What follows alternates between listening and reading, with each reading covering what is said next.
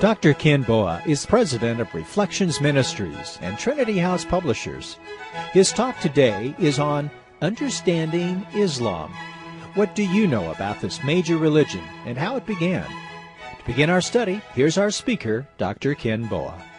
I'm calling this presentation Understanding Islam. Now, about 4 or 5 years ago, Bill Ibsen and I created a DVD called Understanding Muslims. But more specifically, this new material that we've put together asks the question about the identification of Islam per se and focuses on the question of whether it has been hijacked by terrorists and some of the tough questions that surface. We certainly know that there is a tension, indeed a mystery, when we hear two different approaches to Islam. On the one hand, we hear people saying Islam is a religion of peace, do we not? On the other hand, we'll also hear people saying that it's a militant religion. So who's right? And why is there this discrepancy? So I thought it would be very helpful for us to look at it from both points of view. And I want to start off then from the standpoint of our national impression of what this was all about, especially on a day that all of us will remember. If you were alive and old enough, you'll remember the day when John F. Kennedy was killed. If you're old enough to do that, you'll know what you were doing and where you were. You'll also know where you were on this day when the U.S. was attacked. I can vividly remember precisely where I was and who called me up and told me that I need to look at the television. And then the horror that I had when I saw these two buildings go down. It was haunting, unprecedented image on virtually every television network. And if you happened to have visited St. Paul's Episcopal Church, which is located across the street from the Twin Towers, and which became a relief center for the various police and fire and rescue workers, you surely would have seen the walls filled with thank you notes and posters of those who sought its sanctuary. But if you looked at the timeline of the attack on the display there, or on the account of attacks on the high construction fences surrounding Ground Zero, you would see no mention of Islam per se, nor any mention whatsoever of the purpose of the attack. The perpetrators were neutrally referred to as the hijackers, and the critical questions of who and why were left at that point to the imagination of the viewers. But who were these people who committed this horrendous crime? Why did they do it? And when did we ever hurt them? And of course, the obvious question that people immediately began to ask, when is this going to happen again? And so, will our children or grandchildren, we ask, see these kinds of acts of terrorism once again in America? Will it stop or can it be stopped? These are all questions that one raises. But let me tell you where we must begin as followers of Jesus. If we claim to be followers of Jesus, I begin here. There's no other place to begin. I begin with this image of love, that God is love, and if we see the great commands of the New Testament, what are those great commands? Which are a summary of the law. You shall love the Lord your God in what way? With all your heart, your soul, your mind, your strength, which is inside out. And secondly, you shall love your neighbor as yourself. Jesus, in his great Sermon on the Mount, told us to love our enemies, and indeed to pray for those who persecute you. Not an easy thing to do. By the way, it's extremely important to note he didn't tell us to like our enemies, but he told us to love them. And love always seeks the highest interest in the one who is beloved. And the highest interest of a person who doesn't know Jesus is for them to come to know him. Would you not agree? So when I think about people in this situation, my call is to listen to the word of Jesus. And my interaction with fellow believers, but also people who are atheists, Muslims, Jews, Hindus. It's to be one of love, choosing the highest good in the one who is loved. Now, there are some who have the sentiment in America, like this fellow who owns this pickup truck, everything I ever needed to know about Islam I learned on 9/11. And this certainly is one approach to understanding Muslims, but it's not necessarily a well-informed view of this very complex religion. Now, our approach instead is going to be to look at what seems to be the hot topic since 9/11, namely, is Islam a religion of peace or not, and why? And then I want to look after that at its history. We need to know something about its history. We need to know as well as about the basic teachings of Islam. What are the teachings? What, furthermore, does the Quran actually say? I want to have first-hand investigation of what the Quran really says so we can see for itself. And I want to be fair. I don't want to be one-sided, but I want to treat the material carefully and with fairness. And then I want to examine what our response ought to be. Now, we all saw this kind of image on television and in the news, and with 3,000 plus innocent victims killed with 2 planes, another hijacked plane striking the Pentagon, a 4th plane crashing on the way to the White House, that gives many people a data point, and several data points, as to whether or not Islam is a religion of peace. So right now we're looking at the argument that it is, in fact, according to this perspective, not a religion of peace, but a militant religion. And then I want to contrast that with the opposite viewpoint in just a moment. Now, some of you may remember the events of 1979 that this Time magazine cover commemorates. Islam, the militant revival, it said, when the Islamic religious leader, the Ayatollah Khomeini, overthrew the government of the Shah of Iran. And the Ayatollah is pictured here on the cover the following year, in the year 1980, where Time magazine sarcastically presents him as the man of the year. And their article about him is entitled, "The Mystic Who Lit the Fires of Hatred, Iran's Ayatollah Khomeini Seized His Nation and Shook All Islam." This goes back decades now. Then in 1985, you may remember the TWA hijacking done by Muslims. And then in 2001, of course, we see this image of the work of the hijackers. Now, these are only a few representations. There are many other, just Time magazine covers alone that depict it. But at any rate, there are just a few more I want to point out. We saw this cover certainly in 2001, Facing the Fury it was called, and also, How Real is the Threat? So this was a growing issue of increasing frequency and concern. And this is exactly, of course, the question, how real is the threat today? And we have to ask this question of whether this thing will continue, what's its future? And of course, we saw multiple covers then depicting Osama bin Laden, who continues to elude the most advanced forces of our military. You'll also remember someone that I always remember when I'm at the airport. You'll remember him. Richard Reed, perhaps the shoe bomber.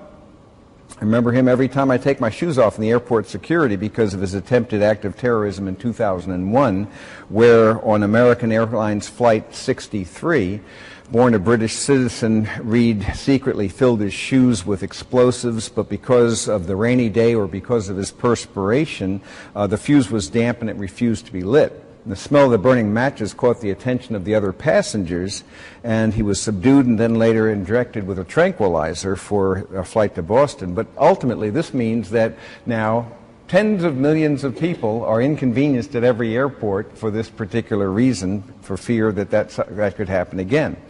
We witnessed another data point, the 2004 Madrid commuter train bombings, which injured 1,500 people. It killed 191 people. And again, why? These are civilians.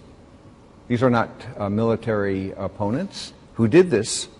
What could possibly motivate them to kill like this? And again, the official investigation by the Spanish judiciary determined that the attacks were indeed directed by an al-Qaeda terrorist cell. Also in 2004, in Beslan, Russia, there was the witness of the Beslan school massacres, where Muslim jihadists killed 334 people, including 186 children, as this image commemorates some of the victims. In fact, one of the survivors of this massacre captured some footage on a camera phone of the Muslim jihadists stringing up bombs across the gym floor between the basketball hoops, with the 300-plus victims frightened and huddled within the school gym. Now, this video, available on YouTube, shows this and the Muslim terrorists letting 11 mothers with infants go, but only mothers who had a son or a daughter whom they were forced to leave behind in the gym to be blown up with the rest of the children and mothers. Again, why? How is it possible?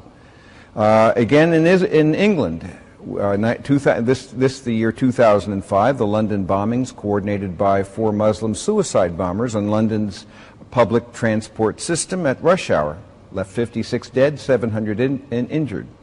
Also in the same year, 2005, in Denmark, the world witnessed riots all over the Muslim world protesting these 12 Danish political cartoons. Some of them escalated into violence with police firing on the crowds, well, resulting in over 100 deaths, as well as Muslims setting fire to the Danish embassies in Syria, Lebanon, and Iran, storming European buildings and desecrating the Danish, Dutch, Norwegian, and German flags in Gaza City.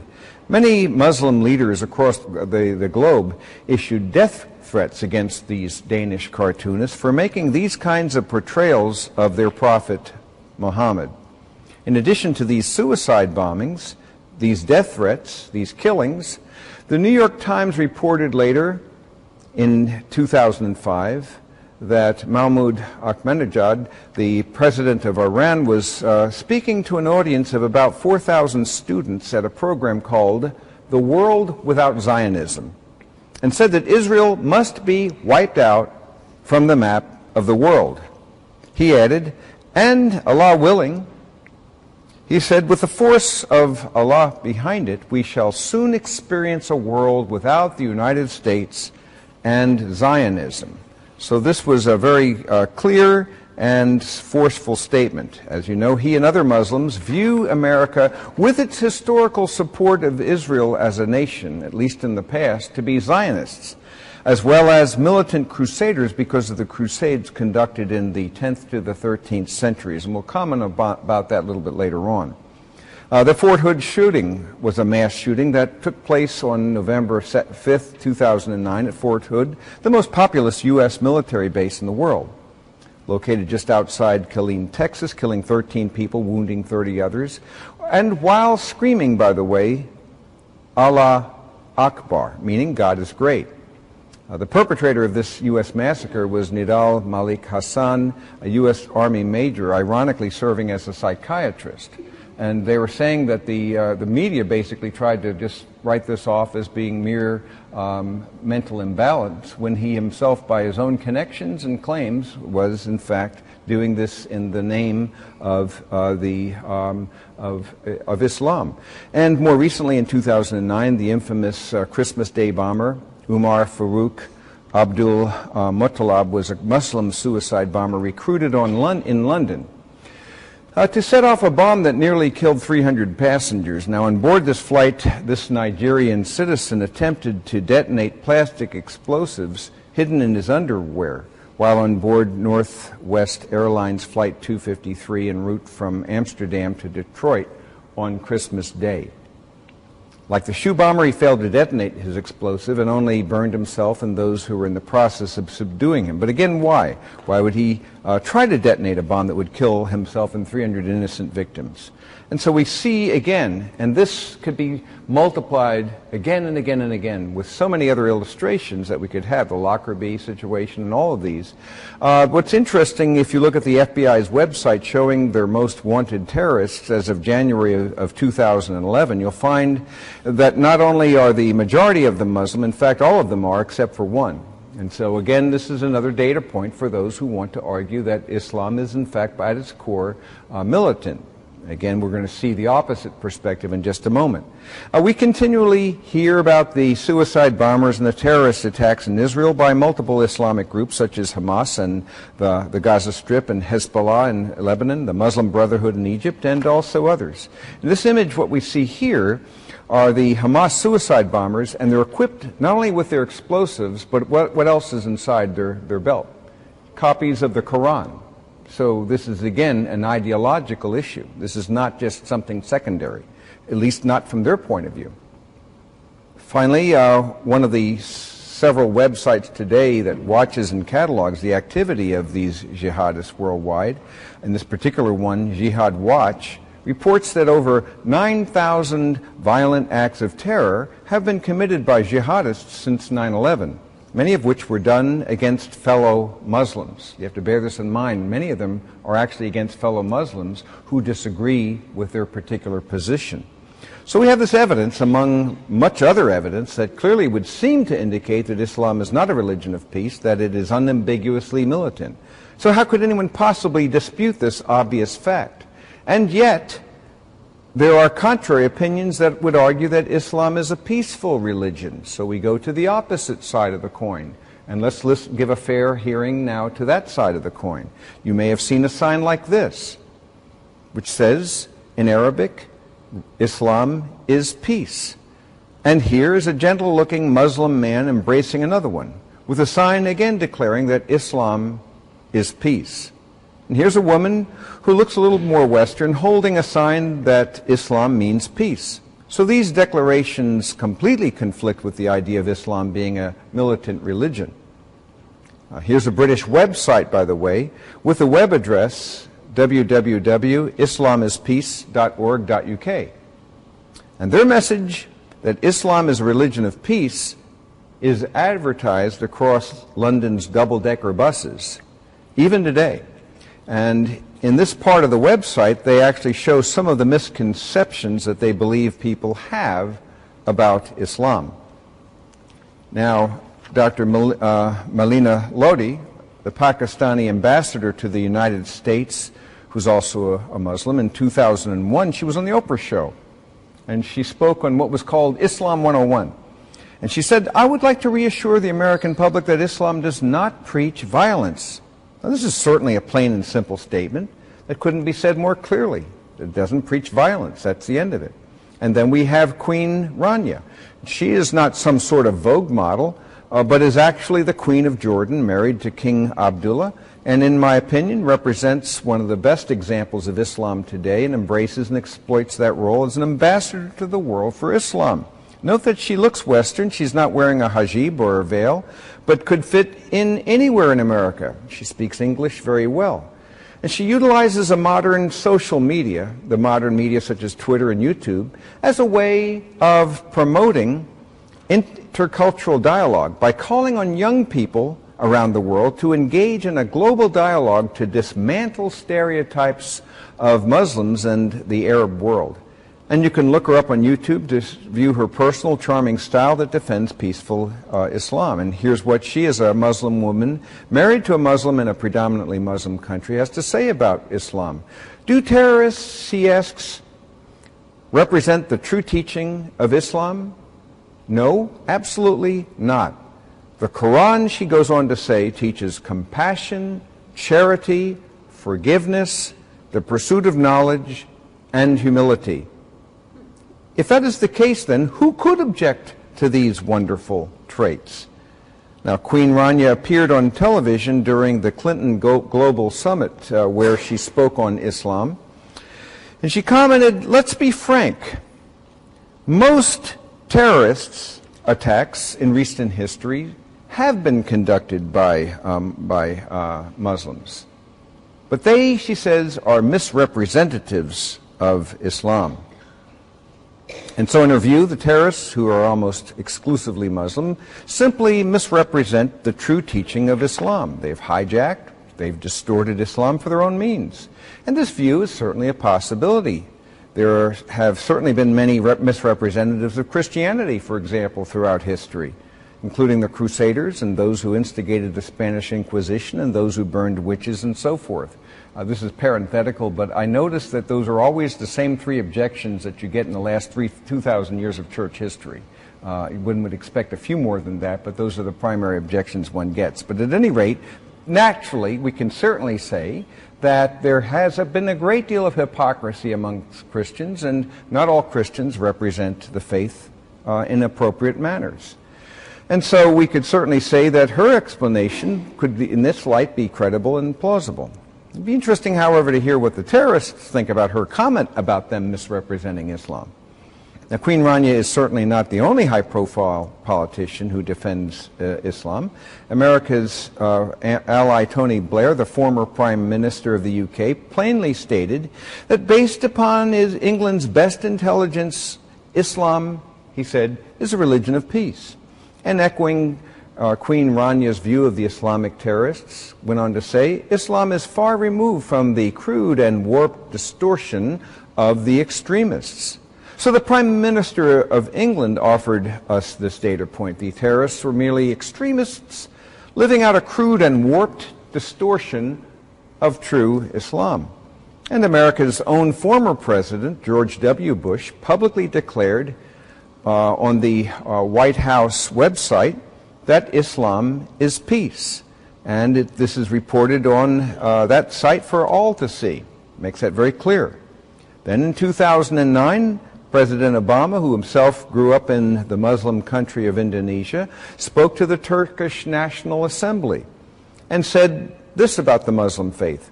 Let me say this as clearly as I can. The United States is not and never will be at war with Islam. In fact, our partnership with the Muslim world is critical in rolling back a fringe ideology that people of all faiths reject.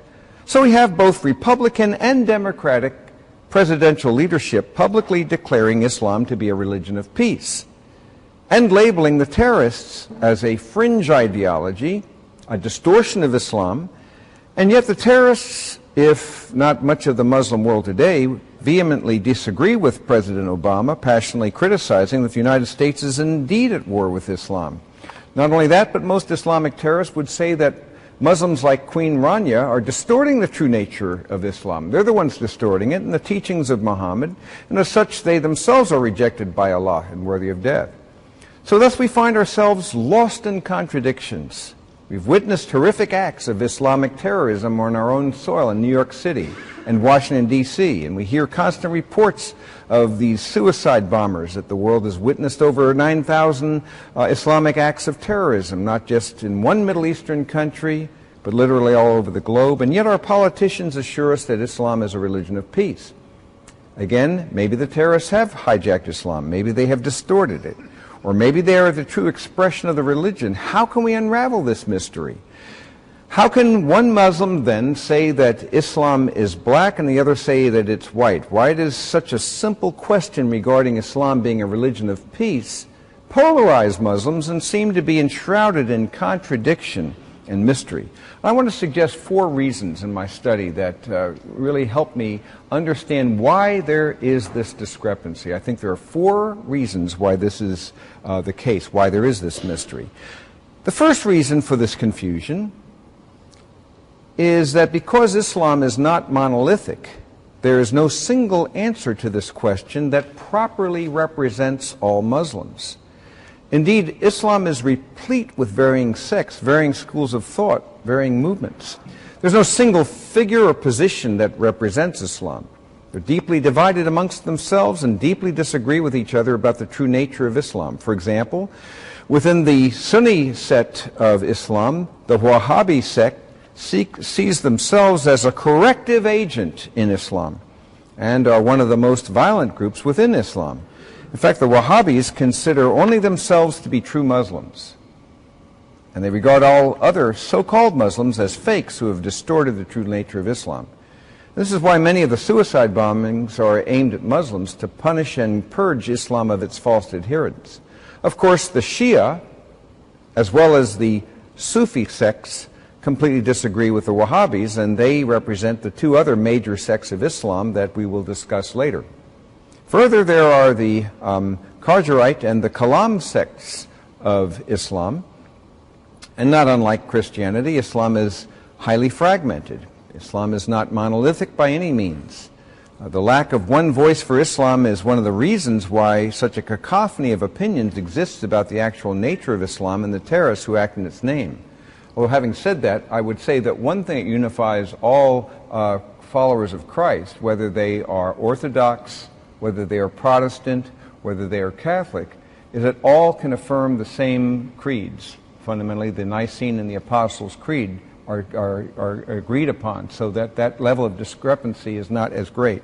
At any rate, so that denominations certainly prevail, but it's not the fundamental violence against the creeds themselves at large. Now, a second reason, besides the fact that Islam is not monolithic, that causes this contradiction, is the principle of abrogation.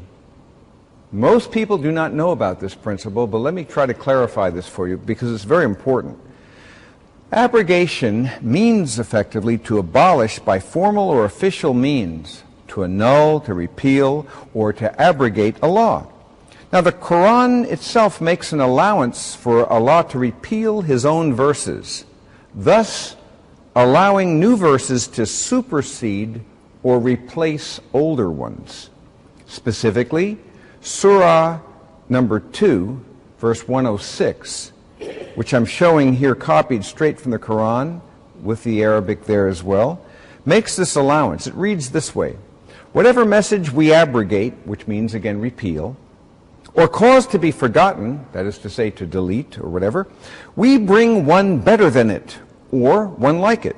Knowest thou not that Allah is possessor of power over all things? And so that this verse then means that Allah and the Prophet reserve the right to repeal or to delete verses and to replace them with better or similar verses. Now, the rationale for this change is given in Allah's omnipotence. Basically, Allah can nullify and offer improved verses at will. So, for example, the command to pray towards Jerusalem was nullified by later verses to pray towards Mecca in Surah 142 to 144. Though neither city is specifically named, it's obvious from the history and context what they are. So there was this change that took place, and one abrogated the other. In other words, it looks this way. The main point with abrogation is that in situations wherein verses contradict one another, the early verses are overridden by the later verses. And so what takes place then is that abrogation can cause major interpretation problems, as you can well imagine, particularly as it relates to the issue of militancy. And this is because Muhammad allegedly received revelations from Allah through the angel Gabriel in two different locations, Mecca and later in Medina. Now, the verses that were recorded during Muhammad's peaceful earlier time are the Meccan verses, and those are more peaceful in their nature. On the contrary, when Muhammad began his military conquests around the Arabian Peninsula, the verses revealed to him by Allah were militant, and these were the later Medina verses where he moved to. And since these verses were revealed later than the Meccan verses, they would then, according to this law of abrogation, supersede or replace the Meccan verses that would contradict them. And so when proponents of Islam as a religion of peace quote peaceful verses of the Quran, they're generally quoting earlier Meccan verses and ignoring the later Medina verses. They want to emphasize the peaceful side of Islam as prescribed by the Quran. On the other hand, militant Muslims like the Wahhabis take their cues from the Medina verses, which according to Surah 2:106 that we have just read, supersede the peaceful earlier Meccan verses. Now, the principle of abrogation then is, I think, one of the key causes of contradictory opinion about the true nature of Islam. It's a question of emphasis. Effectively, to be fair and consistent with what that verse means, the later trumps the earlier. And so, on this basis, then, the Quran would clearly favor the interpretation of those who would embrace its principle of abrogation. Any questions on that? I want to make sure we're all together on that, make sure it's all clear. Yes? Who is the they that makes the decision that it's going to be changed? Who's the they? It's no they, it's the Quran itself which has this claim. So the Quran itself says if there's a contradiction, you take the later verses over the former verses. It's not someone who came along later. It's in its own, the own book is its own authority for making that claim. Yes. So it gives us, indeed the Quran itself gives us a principle of interpretation, you see, that if consistently followed then would say the later verses must trump those verses that would contradict them. That's the principle, yes. But that's about interpretation. Somebody has to make the interpretation. Well, the verse is fairly clear. It'd be very difficult for me, going back to that verse, to see it meaning much of anything else, and it's not out of its context. It says that Allah has the right to change His mind. And that the later ones are the ones that would be used, not the earlier ones. There's no modern day author, so what we have here is the whole Quran was revealed presumably over this period of time, and by Muhammad, actually to Muhammad through the angel Gabriel. It's not something that was then later modified that much. Although having said that, there were different early editions that were then reduced down to one. Yes. Kenneth, is there a handy cross-reference to the older and the later? Yeah, there's a pretty, again, there's an understanding of which verses and which surahs were written earlier, which surahs were written later, so that there's a way of determining those. And consistently, the Meccan verses are more peaceful, the Medina verses more militant, which would actually reflect the history of that time. When we look at the history, the background history, we'll see that. So I'm merely saying that the later trumps the earlier, yes. When did the 20 years occur within the Christian calendar?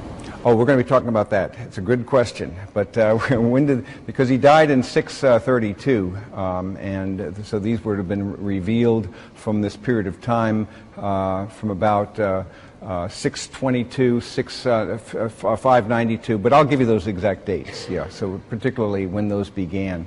And he was born in 570 and lived until 632, and the revelations particularly started around 692, so right in that period of time.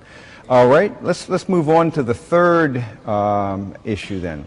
And this third one I think also helps me understand it. The fact that that there's radical difference, not minor, but fundamental difference on these various groups. And furthermore, that there is this principle of abrogation that is, when consistently followed, would indicate that the Medina verses trump the Meccan verses. But the third reason for, I think, this web of contradiction about the nature of Islam has to do with the interpretation issue of how do we interpret the Quran. Do we take it figuratively? Do we take it in a plain, normal understanding, in a more in a literal manner? And this resides in this issue, like Hinduism, Judaism, Christianity, just about any other religion in the world. There are going to be varying degrees of practice and commitment to faith and to its holy writings. We see this across the board. Not every religion seems to be comprised of people who take three different stances. Let me call them, first of all, the secularist position, secondly, the moderate position, and the third position, I'm trying to avoid a pejorative term like fundamentalist. So the word I've come up with is the word consistent. You with me here? They believe that they're being consistent with the actual book itself and with the practices that are revealed in that book, and they take it not figuratively, but in a plain, normal understanding. And that helps me with this. Secularists, as the name would imply, are more secular than they are religious. They're Muslims or Jews or Christians in name only, and they are nominally committed to their religion, and thus would have actually fairly low knowledge of what their scriptures, as one would expect, actually teach. Moderates, on the other hand, have a bit more commitment to the teachings of the religion, and as such would possess a moderate or medium knowledge about their scriptures, certainly more than the secularists. I certainly have more knowledge in that respect, but less than those who would take the third position, which would be consistent, and their level of commitment seems greater, and more specifically, their knowledge on the whole of their scriptures would on the whole be, obviously this is taken as a group, be larger, greater. And so this group then would be more deeply committed. And most religions have problematic passages that those both inside and outside of the faith would find difficult to understand or obey. And secularists are hardly familiar with these kinds of passages, but if they are, they, as I said earlier, tend to dismiss them as perhaps figurative. For example, the Arabic word jihad, now we've used that several times. Most people don't know what it means. The word jihad means simply struggle. That's what the word means, struggle. Now, if you took it literally, it would be an actual violent struggle, something like war or something of that sort. But one could take it figuratively, as these do, and they would say that this is an internal struggle. The jihad is within. This is what they'll say.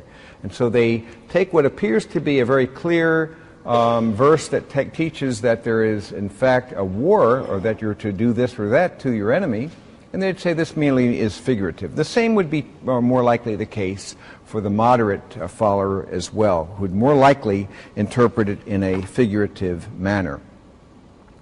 Whereas the person who takes the consistent position would tend to interpret them in harmony with the way they would interpret the rest of the holy writings, in their common or natural or literal sense.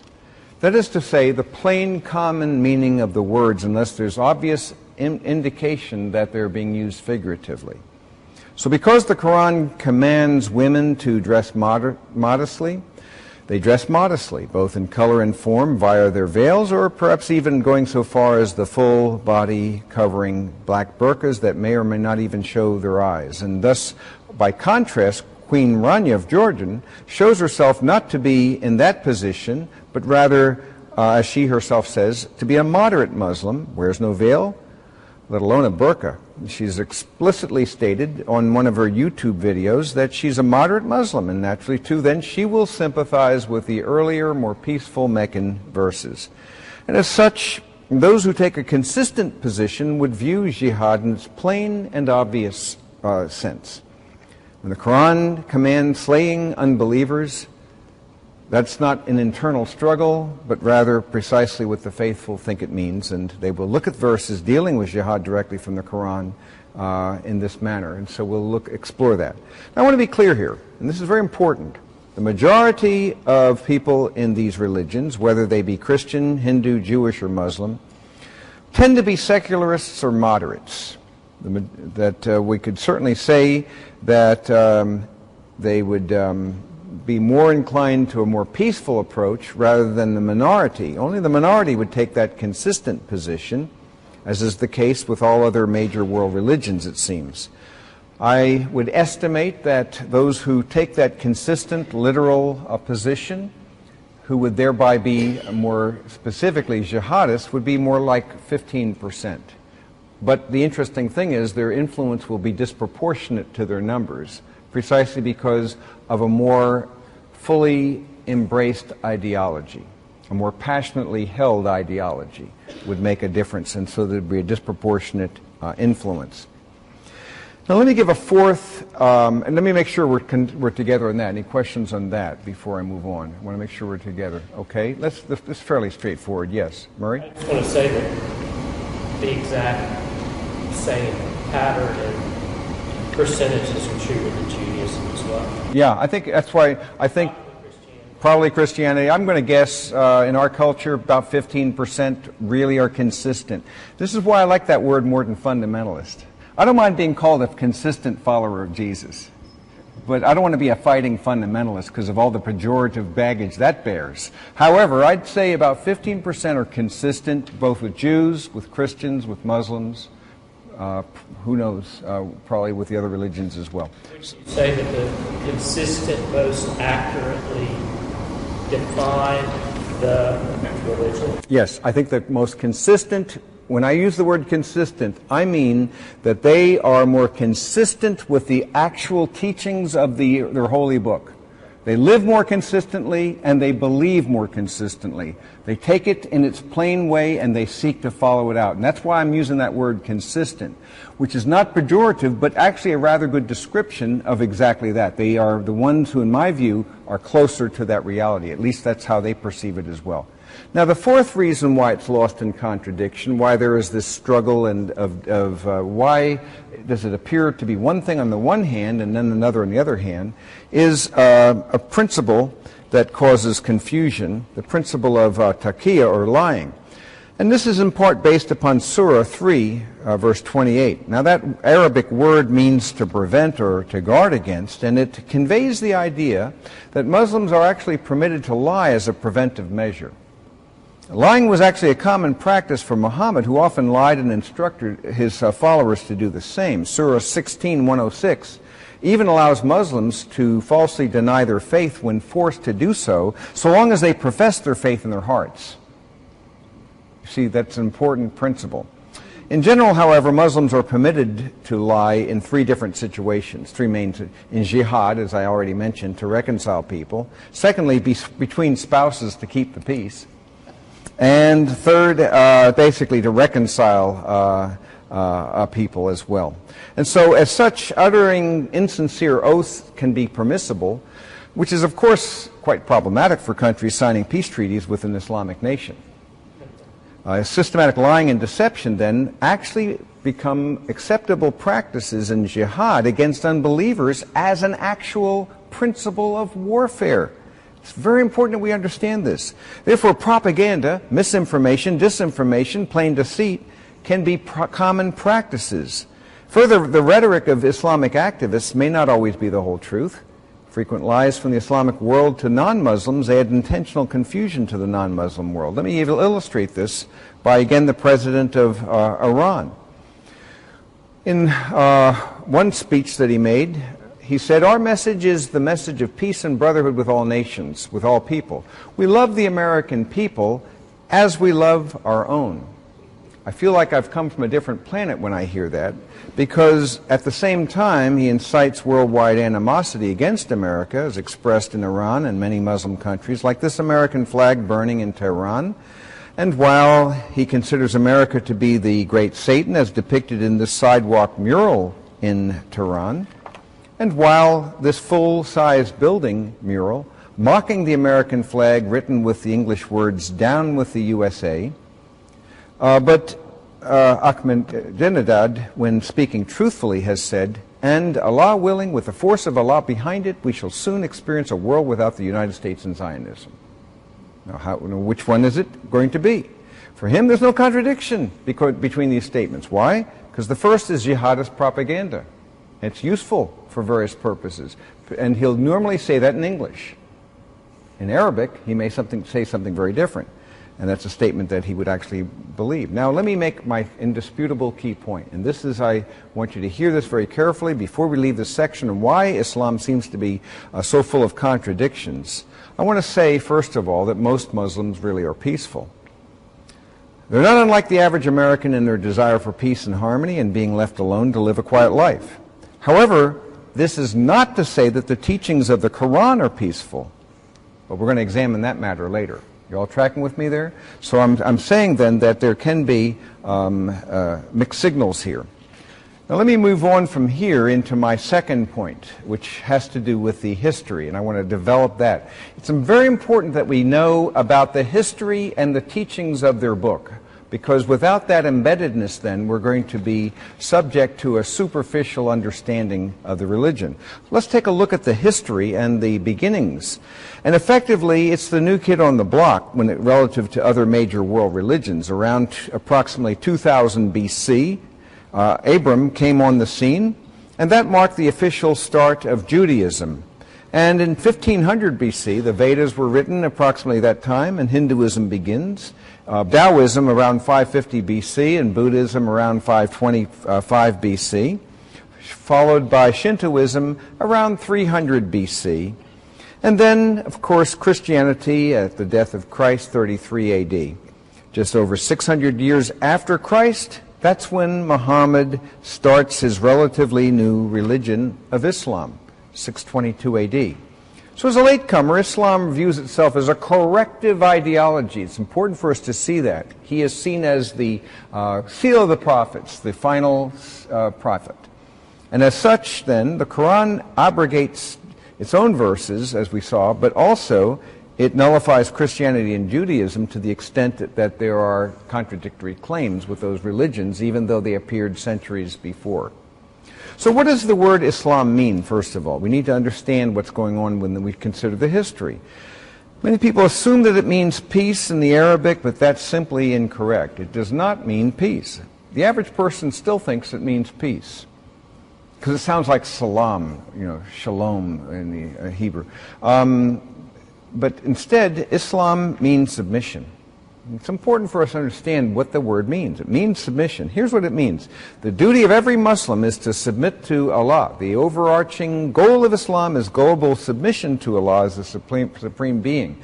And so when prayers are being offered, as you can see in this photograph, What's happening here is a carefully choreographed sequence of words and movements that are not spontaneous at all, but actually acts of submission rather than relationship. So it's important to see that. That's the major theme. I'll be saying later on that Allah can be known in terms of His will, but not as a person in any relational sense. Let me go on to say then that this word Muslim in the Arabic then would mean one who submits. An infidel, therefore, is one who does not show fidelity or faith towards Allah. So now allow me to give you begin at least tonight. We don't have enough time to develop the whole, but I'll begin it tonight. A very brief history of Muhammad, who was born, as I said earlier, in 570 AD, and his original name was Abul Qasim, and his father was named Abdullah. And his father Abdullah died several weeks before his birth in Medina.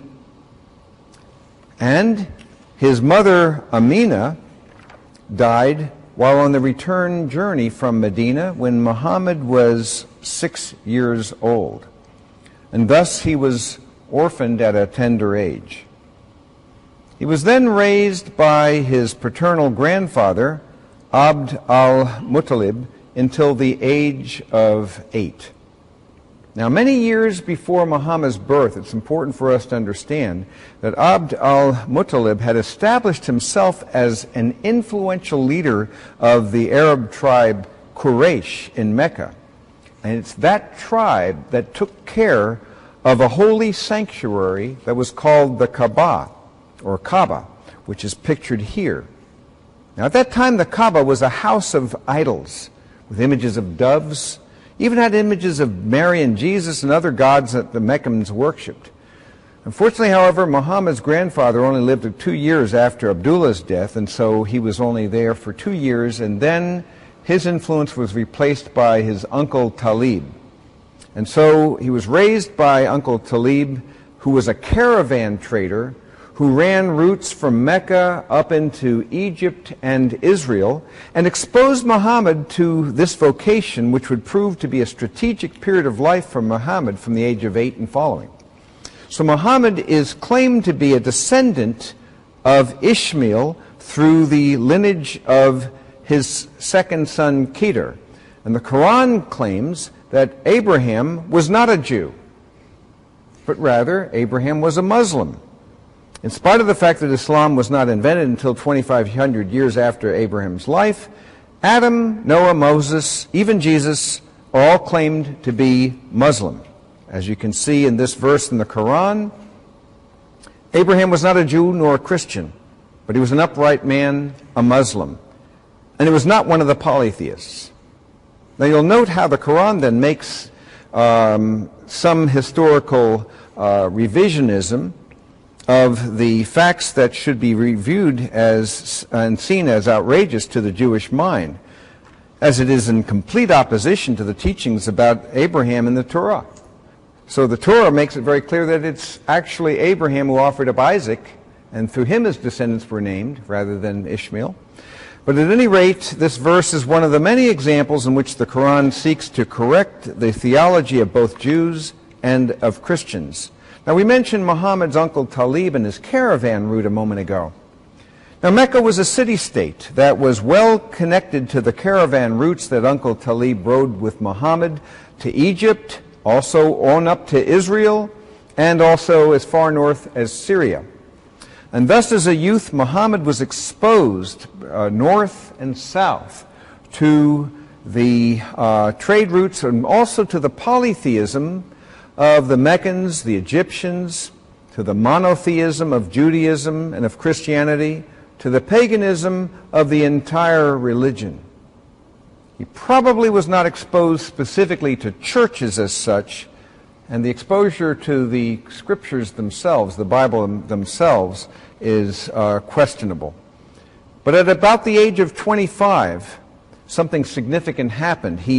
Muhammad married Khadijah, and she was a wealthy widow, some 15 years his senior, about 40 years old at the time, who was also Uncle Talib's employer.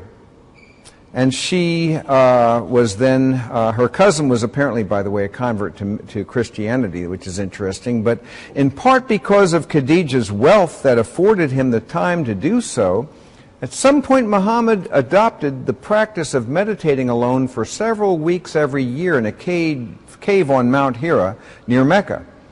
And it was in this cave, at the age of 40, in the year 610, that Muhammad claimed revelations from the angel Gabriel in his position as the last and most authoritative prophet. He would allegedly receive these revelations for the next 20 years, some in Mecca and the rest in Medina. Now, because Muhammad was illiterate, that is to say, was unable to write down any of the words of the angel Gabriel, he would recall the words of the angel Gabriel and thus recite the words from Allah. And therefore, these over the time became the basis for the Quran, and the word Quran literally means recitations. Now, of course, Muhammad could not, and in fact did not write it then, but some of his successors in later years produced various versions of his alleged recitations. Later on, those variations were eliminated and it was reduced down to one version. It's also interesting to note that the revelations were accompanied by seizures and foaming at the mouth. Thus, Muhammad himself feared that he was possessed by a jinn or a demon. But his wife Khadija dismissed Muhammad's fears and actually encouraged him to continue with the revelations and the recitations. Now, at the time of Muhammad, the Arabian people were polytheistic, and they were idolaters who had a pantheon of deities, including Allah, as well as angels and jinn, again, their term for demons.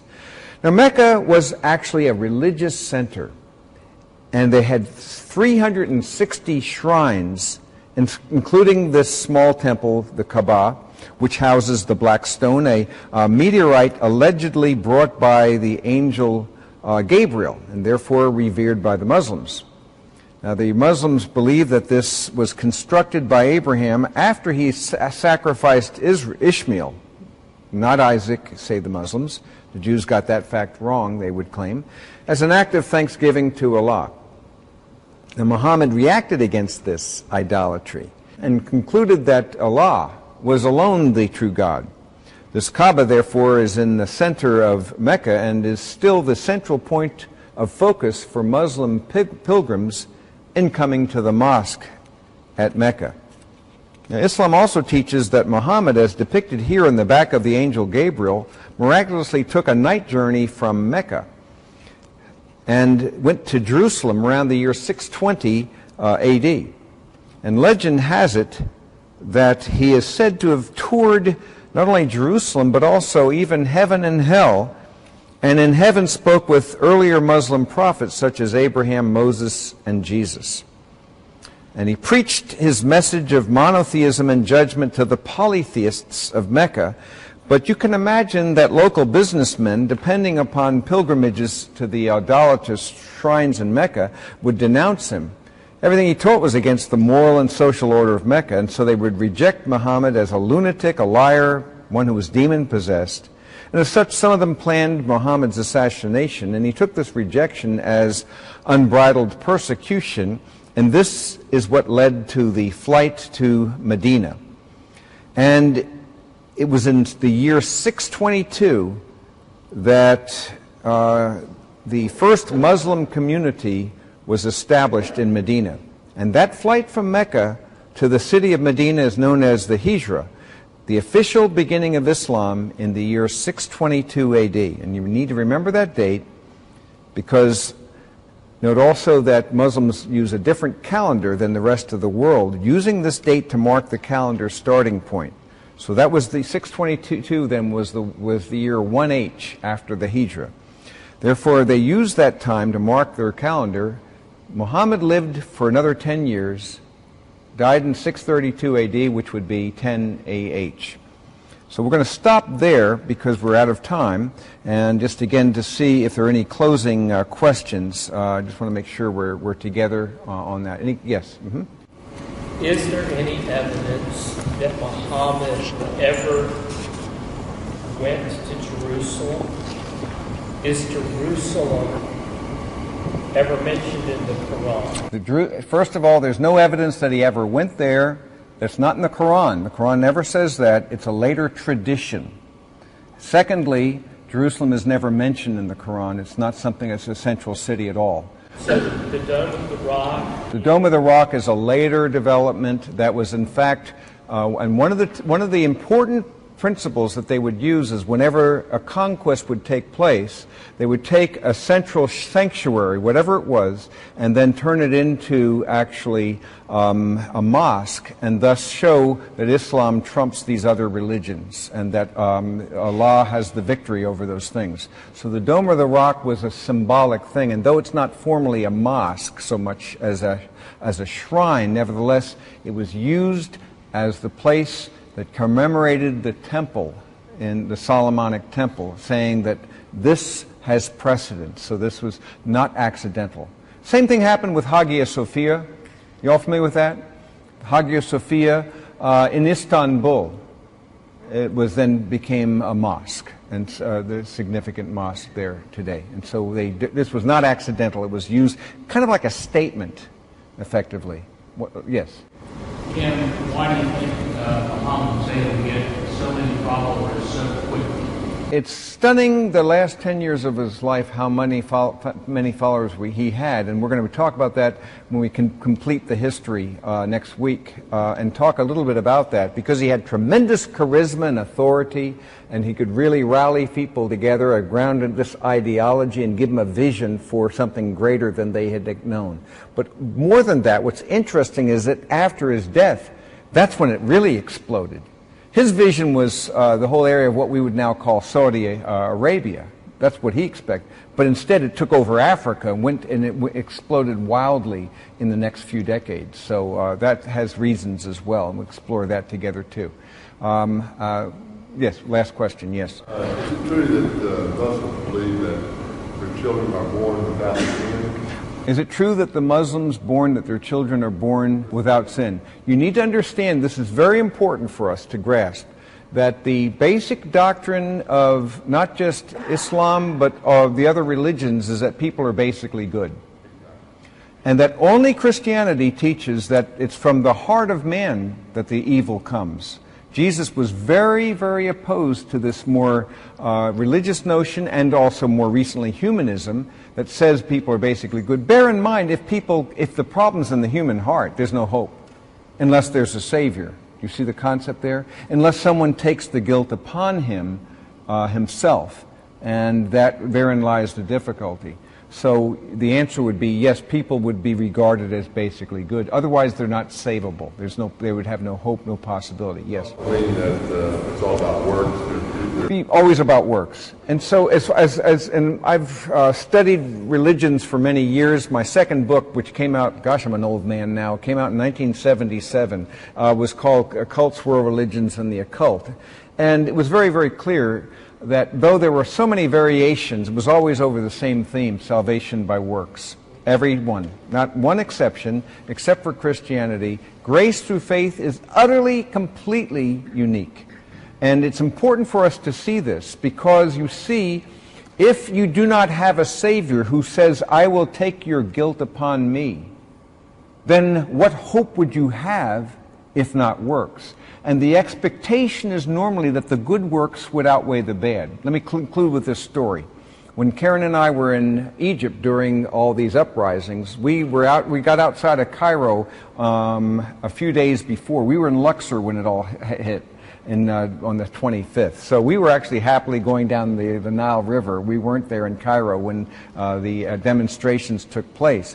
But one of the themes that I saw again and again in all their temples, their shrines, and so forth, were the ideas of the afterlife and about judgment and about the fact that Anubis and Horus and the others would actually have this scale.